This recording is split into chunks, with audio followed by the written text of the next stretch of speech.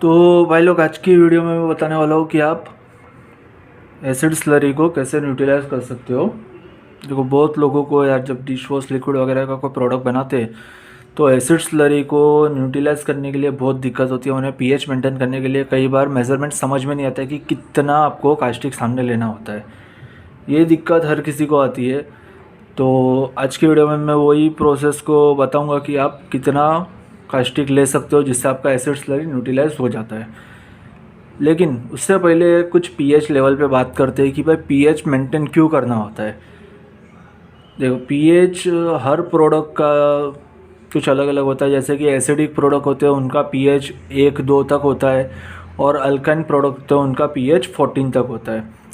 तो हम जो प्रोडक्ट बनाते हैं, कोई भी हम प्रोडक्ट बनाते हैं, उसमें अगर हम अल्काइन या एसिडिक प्रोडक्ट को यूज़ करते हैं मटेरियल को, तो पहले तो उसको हमें न्यूट्रलाइज करना होता है। अगर उसको ऐसे ही यूज़ करेंगे तो स्किन पे प्रॉब्लम आ सकती है।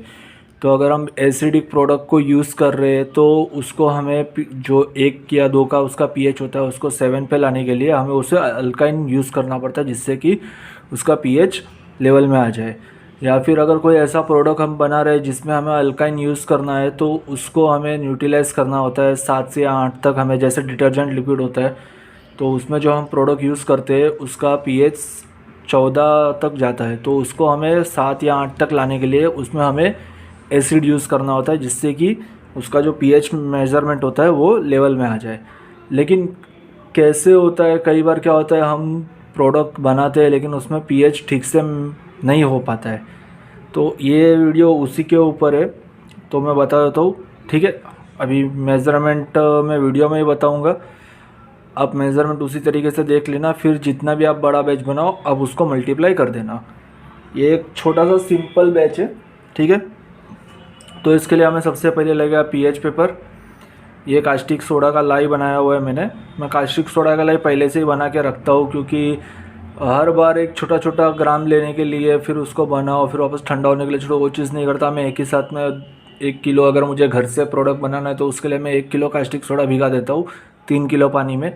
और मेरी फैक्ट्री में मुझे बनाना होता है तो मैं बहुत बड़े में कास्टिक सोडा को एक ही बार में भिगा के उसकी लाई बना देता हूँ। 5 किलो या 10 किलो भिगा के मैं लाई बना देता हूँ। उससे वो काफ़ी लंबे समय तक भी चलता है और मुझे बार बार उसको बनाना नहीं पड़ता, क्योंकि कास्टिक सोडा का हम लाई बनाते हैं उसके बाद उसको करीब 7 से 8 घंटे के लिए ठंडा होने के लिए छोड़ना पड़ता है। क्योंकि जब वो पानी में भीगता है तो करीब 55 डिग्री तक वो गर्म होता है, तो हमें उसको ठंडा होने के लिए छोड़ना पड़ता है। ये एसिड स्लरी है, ये सादा पानी है, और इसमें हम हमारा पीएच लेवल करेंगे। तो सबसे पहले हम इसमें लेते करीब हम 200 ग्राम तक पानी ले लेंगे।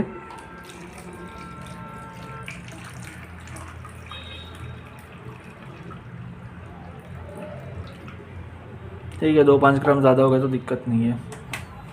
अब इसमें हम एसिड स्लरी डालेंगे।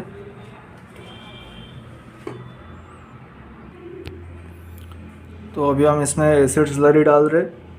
मेरे पास इसका मेज़रमेंट पूरा है तो मुझे बार बार इसको मेज़रमेंट करने की ज़रूरत नहीं पड़ती है। मैं इसमें अभी करीब 40 ग्राम तक मैं पहले एसिड स्लरी ले लेता हूँ।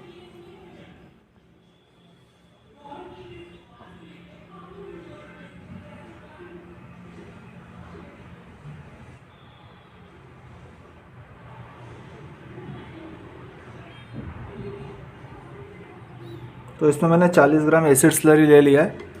अब इसको कर देंगे अच्छे से मिक्स करने के लिए थोड़ा टाइम लगेगा। एसिड स्लरी पानी में घुलने में थोड़ा टाइम लगाता है। बाकी जितने भी व्यूअर्स है उन्हें यार कोई भी दिक्कत आती है, आपको कोई बड़ा बैच भी बनाना है और आपको मेज़रमेंट ठीक से समझ में नहीं आ रहा है, तो आप मुझे कमेंट बॉक्स में पूछ सकते हो। मैं आपको उसका जितना हो सकेगा उतना जल्दी रिप्लाई भी करूँगा, जिससे कि आपको प्रोडक्ट बनाने में कोई दिक्कत भी ना आए, आपका प्रोडक्ट भी अच्छे से बन जाए।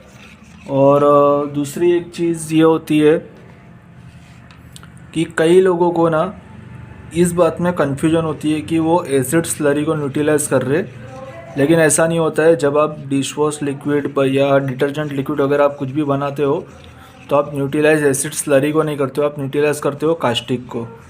क्योंकि कास्टिक हमारा मेन इंडिग्रेट्स होता है जो कि क्लीनिंग का काम करता है और चिकनाई को हटाने का काम करता है, सफाई अच्छी देता है। एसिड स्लरी का इसमें काम होता है कास्टिक का जो pH 14 होता है उसको 7 तक या 8 तक लेके आने का। और दूसरा काम ये होता है कि वो फॉर्म बनाता है, थोड़ा इतना ज़्यादा नहीं लेकिन थोड़ा थोड़ा कहीं ना कहीं वो फॉर्म बनाने का भी काम करता है, इसलिए हम एसिड स्लरी को यूज़ करते हैं। और बाकी जितने भी मेरे व्यूअर्स जो ये वीडियो देखेंगे इसमें से आप pH मेंटेन करना आप सीख जाओ, उन सभी से मेरी एक रिक्वेस्ट है। रिक्वेस्ट ये है कि वो आपको मुझे कमेंट बॉक्स में बताना है कि डिश वॉश लिक्विड बनाने के लिए या डिटर्जेंट लिक्विड बनाने के लिए हम कास्टिक को एसिड स्लरी से ही न्यूट्रलाइज क्यों करते हैं, या तो फिर यूँ कहो कि हम एसिड स्लरी को कास्टिक से न्यूट्रलाइज करते हैं तो क्यों होता है। क्योंकि अगर कास्टिक हम यूज़ कर रहे हैं तो उसकी जगह पे हम दूसरा भी कोई भी प्रोडक्ट भी यूज़ कर सकते हैं, कोई भी एसिड हम यूज़ कर सकते हैं उसको बनाने के लिए, तो हम एसिड स्लरी ही क्यों यूज़ करते हैं। तो ये मुझे कमेंट बॉक्स में आप लोगों को बताना है, ठीक है। तो अभी ये हमारा एसिड स्लरी पानी में घुल चुका है। ये छोटी क्वांटिटी में हो तो घुलने में ज़्यादा टाइम नहीं लगा था, अगर कोई बड़ी क्वांटिटी में इसको करो तो ज़्यादा टाइम लग जाता है। भाई वीडियो कितनी भी लंबी हो सकती है ये चीज़ मैं उस पर नहीं देखता हूँ, क्योंकि मेरा काम होता है पूरी प्रोसेस आपको ठीक से समझाना। अगर मैं कट कर के ये या 5 मिनट की 5 मिनट की 10 मिनट की वीडियो बना दूँ फिर आप लोगों को समझ में नहीं आएगा तो आप वही चीज़ मुझे वापस कमेंट में पूछोगे भाई ये चीज़ नहीं हो रही है। तो इसके लिए मैं पूरी प्रोसेस ठीक से समझाता हूँ, इसीलिए मेरा वीडियो थोड़ा लंबा होता है, ठीक है। तो अब ये हमारा एसिड स्लरी घुल चुका है। अब हम इसमें डालेंगे कास्टिक को। ये कास्टिक का लाई है। अभी कई लोगों को दिक्कत ये आती है, वो पहले कास्टिक को डालते फिर उसको अच्छे से मिक्स कर देते हैं। मिक्स करने के बाद भी उनका pH है वो ठीक से नहीं हो पाता है। तो ये उसी चीज़ पे वीडियो है, आप ठीक से देखो, आपको ठीक से समझ में आ जाएगा कि भाई क्या दिक्कत होती है। अब इसमें मैंने कास्टिक डाला। अब इसका हम पहले pH चेक कर लेते हैं। मैंने पूरा नहीं डाला है, अभी भी इसके अंदर है, ठीक है। क्योंकि ये चीज़ मुझे वही आप लोगों को बतानी है कि भाई आपको दिक्कत क्या आती है, आप मुझे कमेंट में जो बताते हो इसके लिए। अब मैं ज़रा इसका pH बता देता हूँ। अभी इसका pH अभी भी एसिडिक है, तो अभी हम इसमें कास्टिक हमारा डाल देंगे। अभी मैं पूरा कास्टिक इसमें डाल देता हूँ। तो अभी मैंने इसमें पूरा कास्टिक डाल दिया है। अभी इसको हम कर देते हैं अच्छे से मिक्स। जो मेन दिक्कत जो लोगों को आती है वो मैं बता देता हूँ अभी क्या दिक्कत आएगी।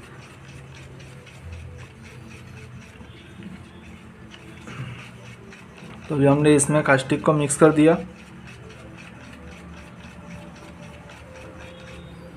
अभी इसका pH देखते हैं फिर से।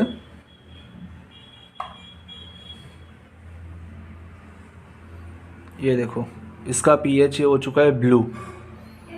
अभी ये ब्लू pH हो चुका है, मतलब कि इसका pH करीब 12 तक चला चुका है, 12 तक चला जा चुका है। अब दिक्कत क्या होती है, अब इसको हमें लाना है 7 पे। हमारा कास्टिक बढ़ चुका है, हमें इसको लाना है 7 पे। तो हम करेंगे क्या, तो हम इसमें डालेंगे सिंपली एसिड स्लरी ही हम इसमें डालेंगे, ठीक है। क्योंकि इसका मेज़रमेंट मेरे पास है, मैंने इसीलिए पहले 40 ग्राम एसिड स्लरी लिया था। अब पीछे कितना डालना है वो मुझे पता है, उसका मेज़रमेंट मेरे पास ऑलरेडी है। ये तो मेन एक चीज़ थी कि कई लोगों को ये दिक्कत आती है कि भाई pH बढ़ जाता है, फिर हम उसको न्यूट्रलाइज कैसे करें। हमारे एक सब्सक्राइबर मित्र है, उन्हें भी ये दिक्कत आई थी, तो मैंने उनसे कहा था कि आप एसिड स्लरी को डाल दो, आपका न्यूट्रलाइजेशन पे हो जाएगा। तो ये चीज़ होती है, जब आप ये चीज़ करते हो आपको ये दिक्कत आएगी ही आएगी, क्योंकि कई बार pH बढ़ जाता है तो हमें समझ में नहीं आता हम क्या करें। सिंपल होता है, अगर आपका pH ज़्यादा हो गया तो आप उसमें एसिड डाल दो, अगर pH कम है तो आप उसमें अल्काइन डाल दो। तो हमने इसमें डाल दिया एसिड स्लरी जितना हमें चाहिए था। अब इसको हमने कर दिया अच्छे से मिक्स। जब ये न्यूट्रलाइज हो जाता है तो इसका कलर हल्का पीला जैसा रहता है, तब समझ जाइए कि ये हो चुका है न्यूट्रलाइज। अब इसका मैं pH बता देता हूँ।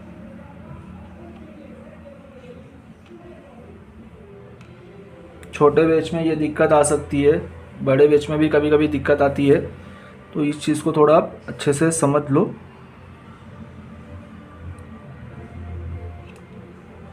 ये इसका अभी भी एसिडिक है, तो अब इसमें जो थोड़ा बहुत बचा है, क्योंकि कास्टिक जो होता है वो बहुत ही ज़्यादा स्ट्रॉन्ग होता है,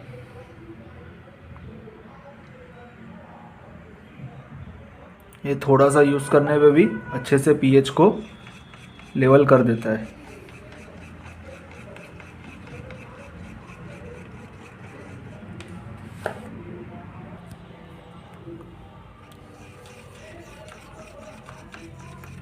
इसको हमने अच्छे से मिक्स कर दिया है।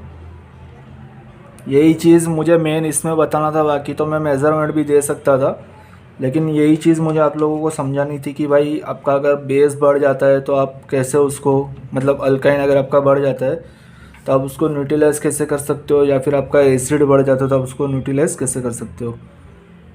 ये हल्का सा अभी भी पीला है, तो इसमें थोड़ा हम कास्टिक और डाल देंगे। इसमें अभी भी है, क्योंकि मैंने पूरा नहीं डाला हुआ है।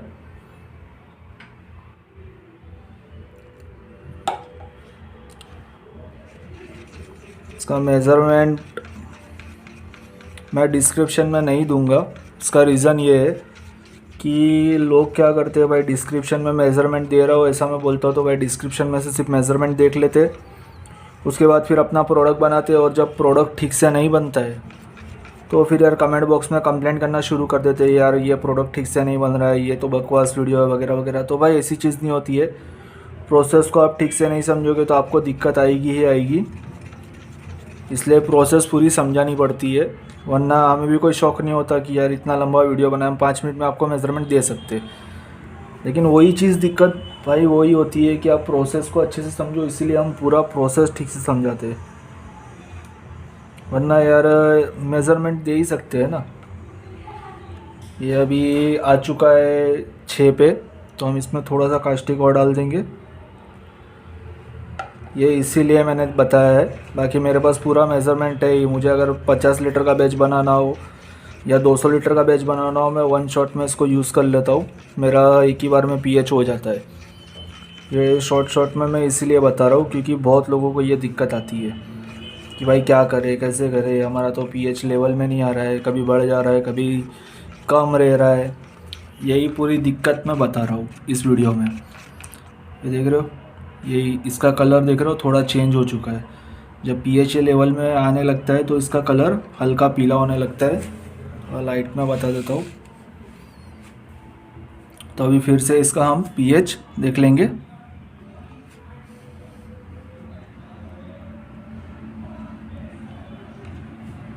तो अभी इसका पीएच 6 पे हो चुका है।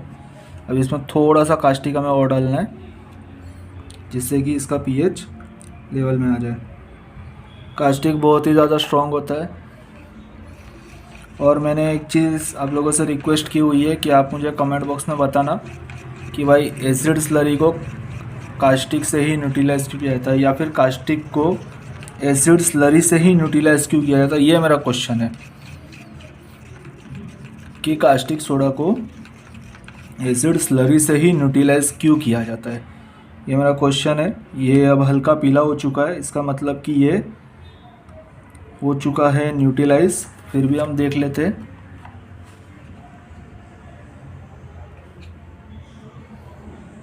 ये लाइट ग्रीन है, एकदम हल्का सा ग्रीन है, मतलब ये 7 पे आ चुका है इसका पीएच।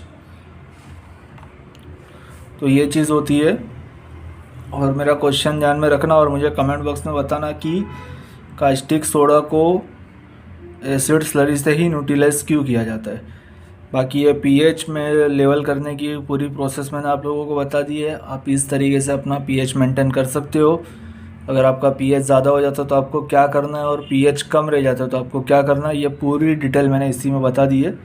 ठीक है, तो वीडियो कैसी लगे ये कमेंट बॉक्स में बता देना। आपको कोई भी क्वेश्चन हो इसके रिलेटेड तो भी मुझे कमेंट बॉक्स में बता देना।